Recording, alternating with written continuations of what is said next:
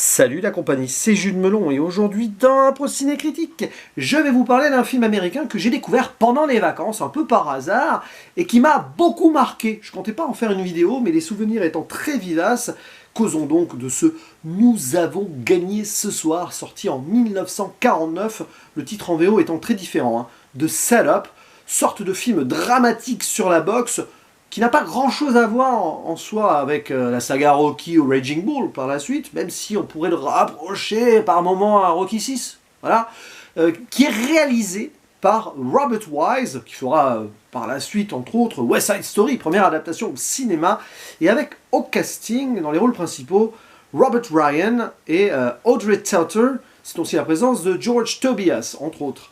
Et il faut savoir qu'il s'agit ici de l'adaptation d'un poème écrit par Joseph Moncure March qui devait participer au scénario mais qui a quitté le projet car son héros devait être noir américain. Et la RKO, qui a produit le film, n'a pas voulu. Parce qu'ils n'avaient pas de noirs américains dans leur catalogue en tête d'affiche. En même temps, à l'époque, en 1949, des acteurs noirs américains en tête d'affiche, il n'y en avait pas beaucoup, voire pas du tout. Donc voilà. Et donc c'est Robert Ryan qui a été pris.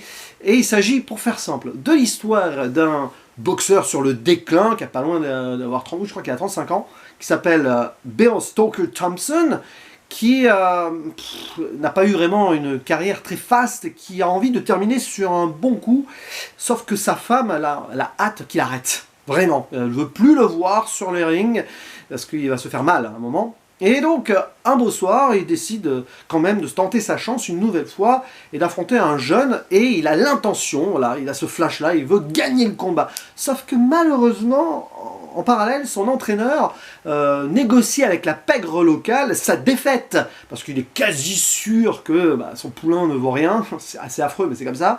Et donc, avec le mafieux, je ne sais plus comment il s'appelle d'ailleurs, cette sorte, Little Boy, il dit oui, voilà, de toute façon il va se coucher, etc., il n'y aura pas de souci. Mais il n'informe même pas donc son sportif de la décision, pensant que de toute façon il n'y avait pas besoin. Et malheureusement pour l'entraîneur, eh bien, notre cher Stoker, il va tout donner pour essayer de gagner. Et vous pouvez imaginer ce qui va se passer. Ça peut être dramatique, parce que si la pègre voit que ce boxeur ne se couche pas, peut-être gagne le combat, alors que, soi-disant, il devait être au courant qu'il y avait un pari qui avait été fait derrière, il risque gros. Et voilà. Et en parallèle, son épouse, Stoker, qui refuse d'aller voir le match. Voilà, elle ne soutient pas son mari parce que elle pense au bonheur du couple avant et elle sait que ce qu'il fait va le mener peut-être au casse-pipe. Vous pouvez imaginer l'aspect dramatique potentiel de la finalité de ce métrage, mais je n'en dirai rien, pas de spoiler, on peut être surpris après tout.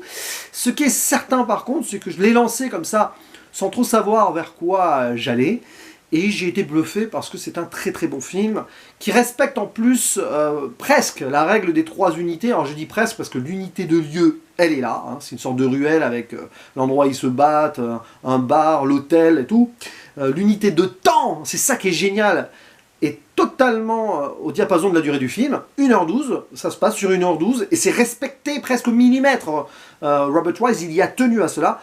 Bon, l'unité d'action, ça peut se débattre, parce que vous savez que pour les 3 règles sont là, mais l'action, ici, oui, il y a le combat de boxe, mais il y a l'avant et l'après aussi, donc à voir. Mais bon, ici, on est quand même presque en temps réel, c'est ça qui est important, dans un lieu très clos, et le déroulement du film est terrible. On voit le destin de ce boxeur qui est, on va dire, assez mélancolique, mais il va essayer d'y croire une dernière fois, et avant toute cette préparation dans les vestiaires, il y a des scènes là-dedans remarquables, avec justement un boxeur noir américain qui aurait peut-être dû être le héros. Clin d'œil donc à l'auteur, au poète qui est parti du projet. Je ne sais pas, mais donc ce petit microcosme assez intense où on voit des gens sur le déclin qui ont pratiquement tout le temps perdu, qui malgré tout continuent, un genou qui fait son premier combat professionnel, entre guillemets, enfin peut-être pas professionnel, mais son premier combat officiel, et qui est à fond, et qui a encore plein il a tout cet espoir en lui, puis vous avez Stoker qui regarde tout cela, il parle peu, il observe, et se dit que voilà, moi je suis au milieu de tout ça, et c'est ça qui va lui donner cette motivation supplémentaire, en voyant tous ces gens autour se motiver, se désespérer, et il se dit lui, pourquoi pas. Et puis il y a tout ce qui se passe donc sur le ring, où ici les scènes ont été co-réalisées, enfin avec l'aide technique de John Indriziano, c'est ça, Indriziano, pardon, qui est un ancien boxeur qui a aidé Robert Wise. Superbe séquence de combat vraiment intense, où les deux boxeurs, enfin ici Robert Ryan, qui connaissait la boxe, hein, il avait fait ça au lycée, et son adversaire, alors je ne sais plus, je crois que c'est Tiger Nelson, joué par Hal Bader. Oula, je commence à avoir du mal à lire de loin, moi. Il va falloir des lunettes. Non, je plaisante, évidemment, quoique... Non, mais sérieusement, voilà, les deux sur le ring, c'est hyper violent, c'est un peu désordonné, pas trop de technique, mais on voit la rage entre la vieille garde qui veut se défendre et gagner, c'est peut-être ce dernier combat, et l'autre qui comprend pas, il est censé, oh, mais mon adversaire, il va se coucher, et puis il voit qu'il y a plus d'opposition, donc il s'énerve, et donc on voit tout le combat, quoi, pratiquement. Et les spectateurs qui sont là, qui sont avides de violence et tout, et ces spectateurs dans les gradins, c'est nous aussi, derrière notre écran, donc il y a ce parallèle qui est fait, génial, et en même temps, voilà, donc l'épouse déambulée dans les rues, seule dans son hôtel, les deux personnages principaux sont isolés, à part au début, chacun face à leur reflet, leur destin, jeu sur les cadres, l'enfermement des personnages par rapport à leur existence, ici tout est là, et c'est brillant, photographie noir et blanc remarquable, hein, classique. Attention, c'est un film très classique dans la mise en scène, quoi qu'il y a des idées de plans séquences, ou au moins de travelling, ou de plans à la grue aussi, qui tentent des choses, mais photographie qui est au diapason de cette ambiance-là, et elle est menée, celle-ci, par, je n'ai pas le nom sous les yeux aussi, Milton R. Krasner. J'ai mis mon écran trop loin, hein, mais c'est pas grave. Et les acteurs brillants, tout simplement. Audrey Tauter, j'aime beaucoup ce côté épouse qui attend son mari, mais dans le sens, elle aimerait le sortir de là, elle a cette ambition aussi, elle refuse de suivre son mari, c'est aussi un acte fort, parce qu'elle n'est pas d'accord. Et bon, après, tout ce qui va se passer autour de la pègre. Je n'expliquerai pas le titre français, en VO c'est logique, setup, hein, voilà, c'est un coup monté. Mais ça a une résonance sur le final, en français. Je comprends pourquoi ils l'ont choisi, mais c'est un... Ouais, oui et non. Mais bon, nous avons gagné ce soir. Qu'est-ce que ça peut bien vouloir dire? Beaucoup d'interprétations qu'on peut faire là-dessus. Mais franchement, voilà, c'est un film à voir et à revoir, sorte de film noir dramatique de boxe. Je faisais le parallèle avec Rocky VI, donc Rocky Balboa, pourquoi pas, parce que combat sur peut-être dernière chance pour gagner et prouver quelque chose, oui.